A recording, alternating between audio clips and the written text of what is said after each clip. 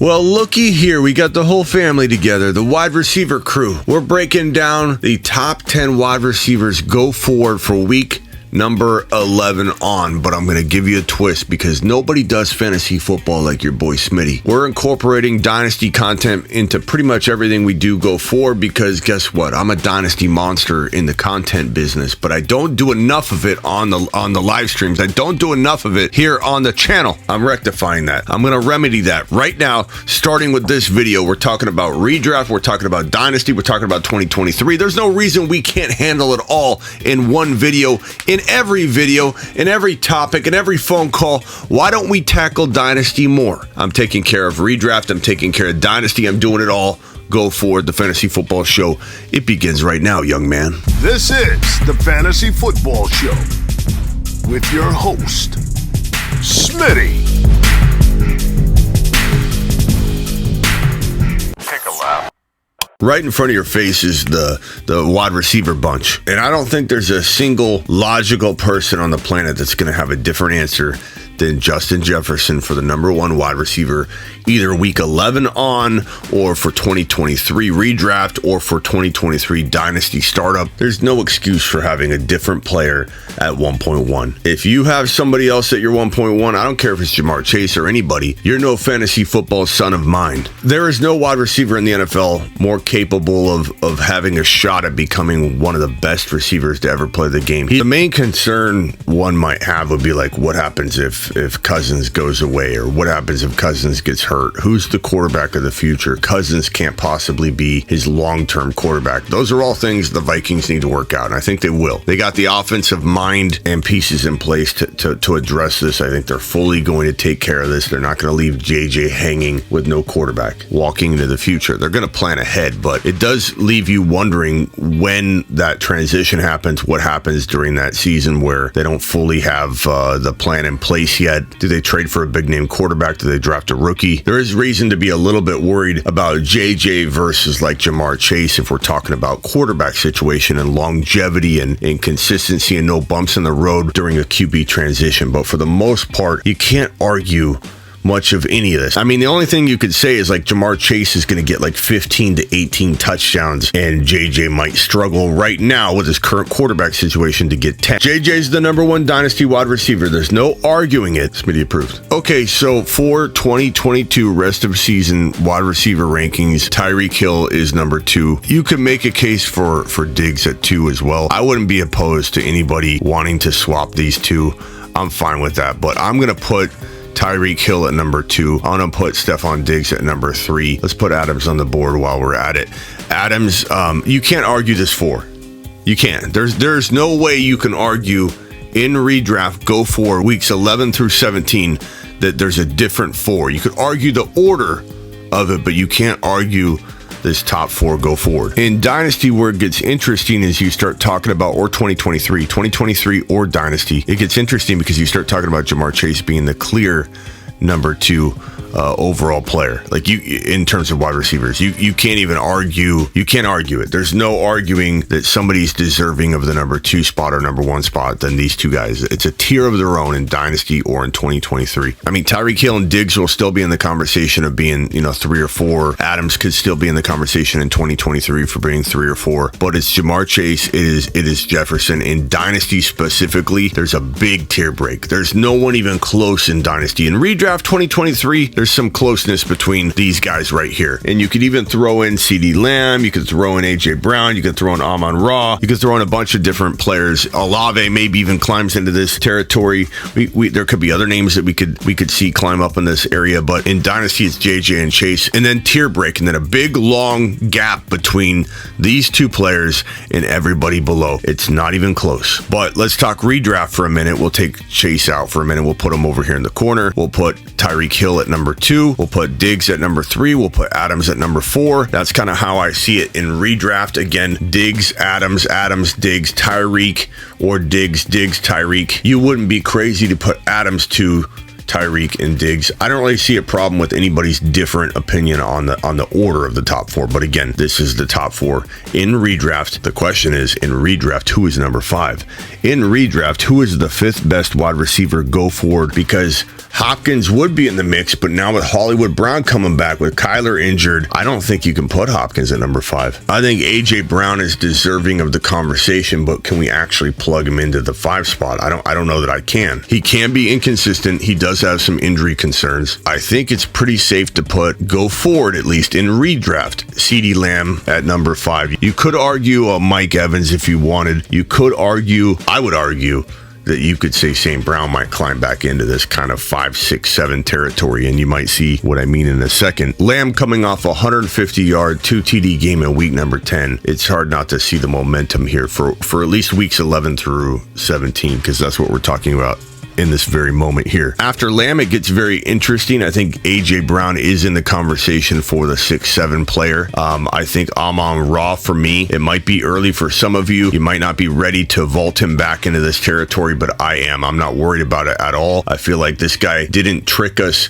coming out of 2021 when he was a top 2 wide receiver over the last 6 games of the season. That wasn't a small sample size. He was dominant the entire final half of the fantasy football season in 2021. He came in and carried the same exact momentum into 2022. You don't trip and fall into that kind of consistency. He got injured, and he's been working his way back. He's looking like he's back to form coming out of week 10. I have no problems or qualms putting him at number 7 here going forward. Redraft weeks 11 through 17 rankings. That is my top 7 so far. JJ, Hill, Diggs, Adams, Lamb, A.J. Brown, and Amon-Ra St. Brown. You might be asking, where's Hopkins, Smitty? Where's Jalen Waddle, Smitty? Where's Mike Evans, T. Higgins? Where's Jamar Chase, Smitty? Well, Jamar's not back yet. He's not back yet. How do we rank him above Waddle? How do we rank him above Mike Evans? How do we rank him above wide receivers like that when he's not back yet and we don't really know what's in store? I'm going to put him at number 10. He's probably going to tie 1 or 2 players for number 10, and he's got a caveat or an asterisk next to his name because he's going to be capable of being anywhere in this 1 to 5 range when he's back, or if he's back to full form. Until he is, we can't be reckless and put him there. I want you to understand he's capable of ranking anywhere in this territory, even number 1 if he proved to be fully healthy. But the odds of him being fully healthy at any point in weeks 11 through 17 or weeks 11 through 18, pretty slim. But could he be 80%, 90%? Probably capable of that. And so he could be more like 2 through 5 for the games that he's back and fully or close to fully healthy. Until then, I'm putting him 10 with that caveat, with the asterisk saying, hey, he's here, but he can be here. In Dynasty, I already mentioned he's number 2. Clear cut. And I'll reorder this at the end in Dynasty mode. But for right now, redraft weeks 11 through 18, we're putting Jamar right here. Who's 9? Is it Hopkins? Is it Waddle? Is it going to be Olave? Will it be somebody else? Debo. Is anybody believing in Debo at this point? I personally don't think he's even close to a top 10 wide receiver at this stage in the game. I think Mike Evans needs to be talked about. I think Jalen Waddle clearly needs to be in this conversation, and DeAndre Hopkins needs to be in this conversation. Past that, I don't have any other wide receivers that I believe are capable or worthy of being ranked inside the top 10. Maybe Olave, but he would be more of a secret weapon, surprise type finisher. And we'll talk about him in a minute. For right now, I'm going to say this. Because we don't know how Hollywood's going to affect Hopkins and how Hopkins is going to affect Hollywood, we've never seen either one of them play together. We've only seen Hollywood at the beginning of the year ball out. We've only seen Hopkins ball out since Hollywood stepped away. So we don't know enough, I believe, to rank Hopkins in the top 10 or inside the top 9 or 8. While Hopkins definitely is worthy of that 10 spot in my mind, him and Jamar are going to share this spot down here. I don't believe we can put him at 8 or 9. Evans, I like a lot going forward. I think because Waddle is on a high-powered offense and looking really, really solid, and very capable of having like a 1,200 yard, 10, 11, 12 TD season by the end of it. I think he's a safe number 8. I think Evans would be a safe 9, and Jamar Chase and Hopkins sharing that number 10 role because we don't know how Hopkins is going to play with the presence of Hollywood Brown and vice versa. So this right here feels like a very strong, very probable top 10 overall wide receiver ranking go forward. And as I mentioned, there are a couple names I didn't list, like T. Higgins. You could put at like 11, 12, 13. You could put Chris Olave at 11, 12, 13. You could put Gabe Davis in that area, Deebo Samuel in the 11 to 15 range. I don't think you can really come in here and make a strong argument that I've made a mistake or an error that is unforgivable here in saying that where is so-and-so, Smitty? Why is so-and-so not in your top 10? I don't think you can say that. I don't think there's a single name, even Deebo, even Cooper or Metcalf or Godwin. You can't sit here and go, where are they? Because it would be arguable to talk about any other name that is not on the screen right now as a top 10 wide receiver go forward. I don't think I've left anybody off. I'm looking over just to make sure. Higgins, Olave, Godwin, DK, Cooper, Tyler, Lockett, Christian Kirk, Deebo, Gabe Davis, Devontae Smith, Terry McLaurin. Don't even go Christian Watson yet. Let's pump the brakes on that a little bit. You know who could be a surprise 11 to 15 guy? Maybe Kadarius Toney. Maybe Kadarius cracks the top 11 to 17, top 11 to 18 going forward. Again, this is a going forward ranking. This isn't who finishes where based on the whole sum total of the year. This is my ranking week 11 through 18 go forward. It has nothing to do with what's happened in the past other than the fact that it guides us on what to think going forward. This is weeks 11 through 18. And again, if we're going dynasty, we're moving Jamar Chase over to the number 2 spot. We're moving, I don't even know what we're doing at this point. Let's put Adams, Diggs, Hill right here as we decide what to do.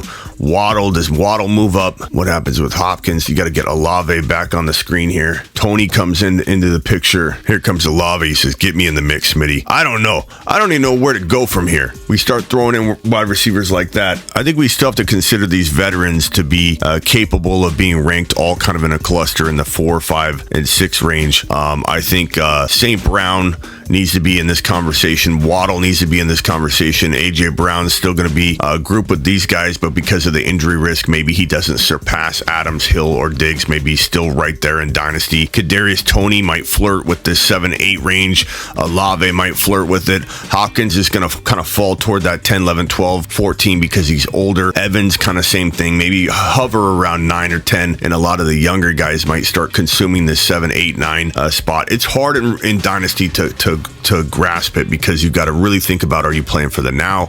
Are you playing for the future? Are you playing for a mix of it? But what I do know with certainty is that it is JJ and Chase and a tier break, and a very big tier break. There's no one even close. Even Lamb, who we like a lot going forward, St. Brown we like a lot going forward, Waddle, there's just no way to incorporate anyone else inside that first tier of Jamar and Jefferson. And then there's Cooper Kupp. Almost forgot to incorporate him. Honestly, in Dynasty, even though he has the injury, even though he's older, even though he doesn't have a ton of years left, he would have to be in competition for the 3-4 overall spot. Even if you told me he only has 2 years left and he's going to for sure retire after 2 years, I would still, because 2 years is a long time, I would still rank him right in line with CeeDee Lamb, Amon-Ra, Waddle in that 3-4 spot. Even with 2 years, just 2 years left. Higgins would definitely be in like the 6, 7, 8 conversation, kind of hanging with these guys. Metcalf most certainly would be in top like 7, 8, 9, 10 overall consideration and contention. Deebo's a big risk even now. It's hard to imagine him having a ton more security in the future if he's kind of questionable right now, but he would be in the 10, 11, 12 consideration. Drake London might jump into this mix. Maybe Garrett Wilson, maybe Jamison Williams could be a top 15 wide receiver in 2023. This is my ranking here. I know this is a cluster right here. We didn't really do a hardcore dynasty rank, but I think resorting them a little bit, at least into clusters, helps you understand how a wide receiver dynamic can change from redraft to dynasty or from redraft to 2023. I'm live Monday through Friday, 7 p.m. Eastern, every single Monday through Friday. I'm also live whenever news breaks. If news breaks, I'm going live to talk about it. So if anything huge happens, think about, where can I go and hear about this? Oh, Smitty's live talking about it. I'm also live every Tuesday, Thursday, Friday, Saturday at midnight Eastern. And I'm also live every single Sunday morning and Sunday evening. So I will see you on the daily. And don't forget to get on over to thefantasyfootballshow.com, which is my rankings, bold predictions, and trade calculator, one-on-one text advice website, which I've done for 20 years. And this is the best way to dominate your league, having all the tools and rankings and bold predictions walking into your draft. I also have the best offseason content, in my opinion, on the planet, because I attack Dynasty like no other on Earth, and I attack the upcoming season like no other on Earth, on planet Earth, because I'm always cranking out year-round fantasy football bold predictions, content, and rankings. My rankings are 365, 24/7. Appreciate all of you being here. I'll see you on the next show. Again, Monday through Friday, 7 p.m. Now get out of here.